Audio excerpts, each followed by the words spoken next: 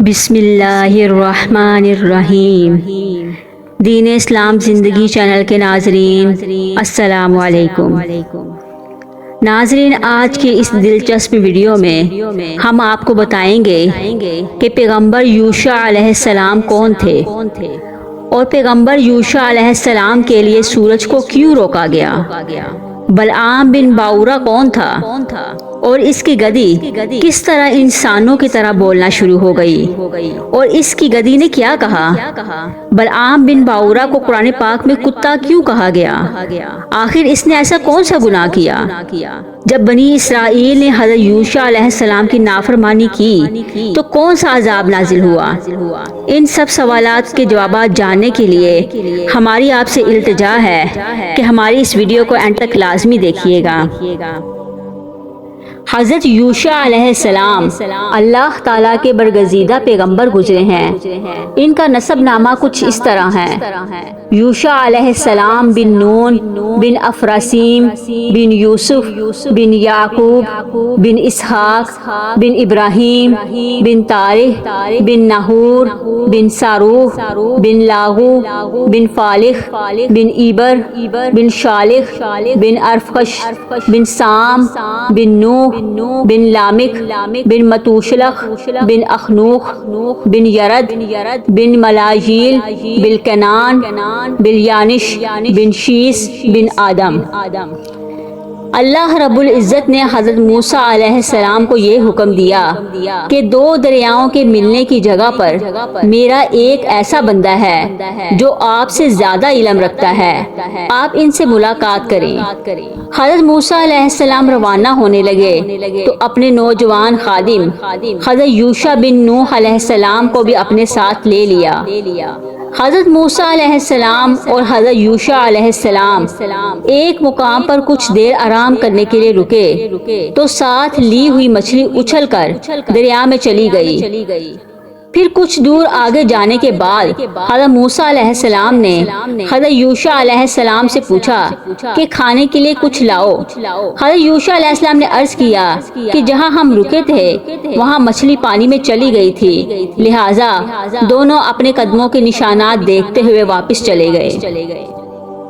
اللہ تعالیٰ نے قرآن پاک میں اس واقعے کا ذکر کچھ اس طرح کیا ہے، اور یاد کیجئے جب موسیٰ علیہ السلام نے اپنے نوجوان خادم یوشع بن نون سے کہا میں تو اس وقت چلتا ہی رہوں گا جب تک دو دریاؤں کے ملنے کی جگہ تک نہ پہنچ جاؤں، خواہ مجھے برسوں ہی چلنا پڑے۔ پس جب وہ دو دریاؤں کے ملنے کی جگہ پر پہنچ گئے تو وہاں اپنی مچھلی بھول گئے اور مچھلی نے دریا میں ایک سرنگ کی طرح اپنا راستہ بنا لیا۔ پھر جب وہ دونوں وہاں سے آگے بڑھے تو موسیٰ علیہ السلام نے اپنے نوجوان خادم سے کہا کہ ہمارا کھانا لاؤ، ہم تو اس سفر سے بہت تھک گئے ہیں۔ حضرت موسیٰ علیہ السلام نے اپنی زندگی کے آخری ایام میں انہیں اپنا جانشین بنا دیا۔ اللہ رب العزت نے حضرت موسیٰ علیہ السلام کے بعد حضرت یوشع بن نون علیہ السلام کو نبوت عطا فرمائی۔ حضرت موسیٰ علیہ السلام اور حضرت ہارون علیہ السلام کو اللہ تعالیٰ نے حکم دیا کہ بنی اسرائیل کے ہر قبیلے کی مردم شماری کریں اور ہر قبیلے کا ایک سردار مقرر کریں تاکہ یہ لوگ ایک طاقتور قوم سے مقابلے کی تیاری کریں جن سے میدان طیہ سے نکلنے کے بعد مقابلہ ہونے والا ہے۔ چنانچہ انہوں نے بنی اسرائیل کے قبائل کے سردار مقرر کیے اور یوشع بن نون علیہ السلام کو تمام قبائل کا سردار بنایا۔ حضرت ہارون اور حضرت موسیٰ علیہ السلام میدان طیہ میں ہی فوت ہو گئے تھے۔ ان کی وفات کے بعد بنی اسرائیل کو بیت المقدس لانے والے حضرت یوشع علیہ السلام ہی تھے۔ اریحا ایک خوبصورت شہر تھا جس میں بڑی شاندار عمارتیں تھیں۔ حضرت یوشع علیہ السلام نے اپنی فوجیوں کو لے کر اس شہر کا محاصرہ کیا لیکن دشمن مرعوب نہ ہوا۔ آخر کار آپ علیہ السلام کی فوج نے شہر کو چاروں طرف سے گھیر کر نعرہ تکبیر بلند کیا تو شہر کی فصیل ٹوٹ گئی، چار دیواری ٹوٹ گئی اور وہ اپنی فوجوں کو لے کر فاتحانہ انداز میں شہر میں داخل ہو گئے اور بہت سا مال غنیمت حاصل کیا۔ حدیث پاک میں اس کا ذکر کچھ اس طرح آیا ہے، ایک نبی یوشع علیہ السلام جہاد کے لیے نکلنے لگے تو انہوں نے اپنی قوم سے فرمایا وہ آدمی میرے ساتھ نہ آئے جس نے نئی شادی کی ہے اور ابھی وہ اپنی بیوی سے ہم بستر نہیں ہوا، وہ بھی میرے ساتھ نہ آئے جس نے کوئی عمارت تعمیر کی ہے لیکن ابھی چھت نہیں ڈالی، وہ بھی میرے ساتھ نہ آئے جس کی بکری یا اونٹنی حاملہ ہے اور وہ بچہ پیدا ہونے کا انتظار کر رہا ہے۔ چنانچہ وہ اپنی فوجوں کو لے کر جہاد کے لیے نکلے اور شہر کے قریب وہ اس وقت پہنچے جب عصر کا وقت ہو چکا تھا۔ اس نبی نے سورج سے کہا تم بھی اللہ کے حکم کے پابند ہو اور میں بھی، اے اللہ اسے کچھ دیر کے لیے روک دے۔ چنانچہ سورج رک رہا یہاں تک کہ فتح حاصل ہو گئی۔ جہاد کے بعد انہوں نے مال غنیمت جمع کیا، اسے آگ جلانے کے لیے آئی لیکن جلائے بغیر واپس چلی گئی۔ نبی علیہ السلام نے کہا تم میں سے کسی نے خیانت کی ہے، لہٰذا ہر قبیلے کا ایک آدمی میرے ہاتھ پر بیعت کرے۔ جب قبیلے کے نمائندے بیعت کرنے کے لیے آئے تو ان میں سے ایک آدمی کا ہاتھ نبی کے ہاتھ سے چپک گیا۔ نبی نے فرمایا تمہارے اندر ہی خیانت ہے، تمہارا پورا قبیلہ مجھ سے بیعت کرے۔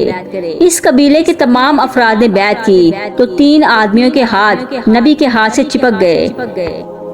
یوشع علیہ السلام نے فرمایا خیانت کا مال تمہارے پاس ہے لہٰذا لے آؤ۔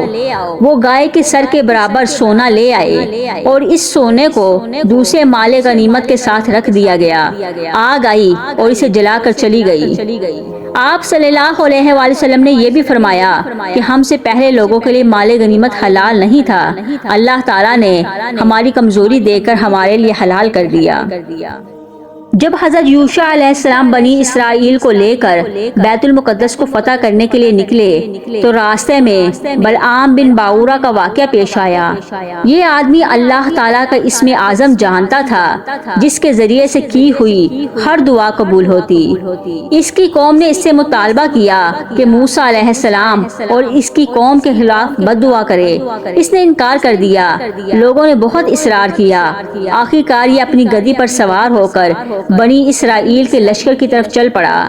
جب وہ قریب پہنچا تو گدی بیٹھ گئی۔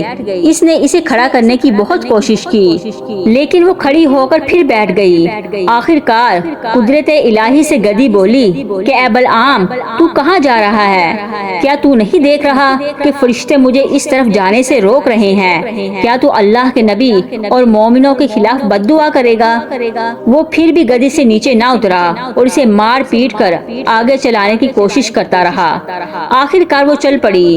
جب وہ حسنان نامی پہاڑ کے قریب پہنچا اور موسیٰ علیہ السلام کی قوم کو دیکھا تو بد دعا کرنے لگا لیکن اس کی زبان اس کے قابو میں نہ رہی۔ اس کی بد دعا خود اس کی اپنی قوم کے لیے نکلنے لگی۔ لوگوں نے اسے ملامت کی۔ اس نے کہا میں کیا کر سکتا ہوں، میری زبان سے یہی کچھ نکل رہا ہے۔ پھر اس کی زبان لمبی ہو کر سینے تک لٹک گئی۔ پھر اس نے قوم سے کہا میری تو دنیا بھی برباد ہو گئی اور آخرت بھی۔ اب موسیٰ علیہ السلام کی قوم کے خلاف کوئی مکر و فریب ہی کیا جا سکتا ہے۔ اپنی عورتوں کو خوب زیب و زینت کر کے کچھ اشیاء دے کر بیچنے کے لیے بنی اسرائیل کے لشکر میں بیچ دو، وہ مردوں کو اپنی طرف مائل کریں گی۔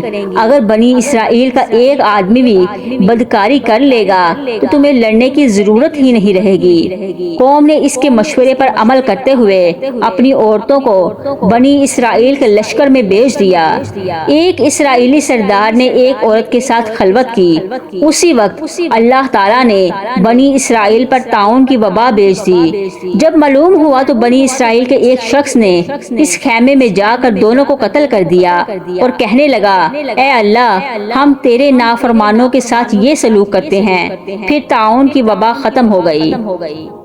جب حضرت یوشع علیہ السلام قوم کو لے کر بیت المقدس کے دروازے پر پہنچے تو انہیں حکم دیا کہ شہر میں سجدہ کرتے ہوئے یعنی عاجزی کے ساتھ رکوع کی حالت میں جھک کر داخل ہو اور اللہ تعالیٰ کا شکر ادا کرو کہ اللہ تعالیٰ نے وہ عظیم فتح عطا فرمائی ہے جس کا ان سے وعدہ کیا تھا، لیکن وہ شہر میں بڑے غلط انداز میں داخل ہوئے۔ فرمان الہی ہے۔ اور جب ان بنی اسرائیل کو حکم دیا گیا کہ اس بستی میں آباد ہو جاؤ اور جہاں سے تمہارا جی چاہے کھاؤ، اور حطۃ کہتے رہو اور سجدہ کرتے ہوئے دروازے میں داخل ہو جاؤ، ہم تمہاری خطائیں معاف کر دیں گے، نیک کام کرنے والوں کو ہم اور زیادہ اجر دیں گے۔ ان میں سے ظالموں نے اس کلمہ حطۃ کو بدل ہی ڈالا جسے پڑھنے کا انہیں حکم دیا گیا تھا۔ ہم نے ان کے ظلم کی وجہ سے ان پر آسمان سے عذاب بھیج دیا۔ رسول اکرم صلی اللہ علیہ وآلہ وسلم نے فرمایا، جب اللہ تعالیٰ نے بنی اسرائیل کو حکم دیا کہ شہر کے دروازے میں سجدہ کرتے ہوئے داخل ہو اور زبان سے یہ کہو کہ حطۃ ہماری خطائیں معاف فرما دے، وہ سرین کے بل گھسیٹتے ہوئے اور زبان سے یہ کہتے ہوئے داخل ہوئے حنطۃ بالی میں دانا۔ حضرت یوشع بن نون علیہ السلام کی قیادت میں بنی اسرائیل اپنے آباء و اجداد کی سرزمین بیت المقدس پر قابض ہو گئے اور وہاں سکون کے ساتھ رہنے لگے۔ حضرت یوشع علیہ السلام نے انہیں اللہ تعالیٰ کی کتاب توریت کے مطابق چلاتے رہے، یہاں تک کہ آپ علیہ السلام 127 سال کی عمر میں اس دنیا فانی سے رحلت فرما گئے۔ اگر آپ کو ہماری آج کی ویڈیو اچھی لگے تو ہمارے چینل کو لائک کریں، سبسکرائب کریں اور زیادہ سے زیادہ شیئر کریں۔ اللہ حافظ۔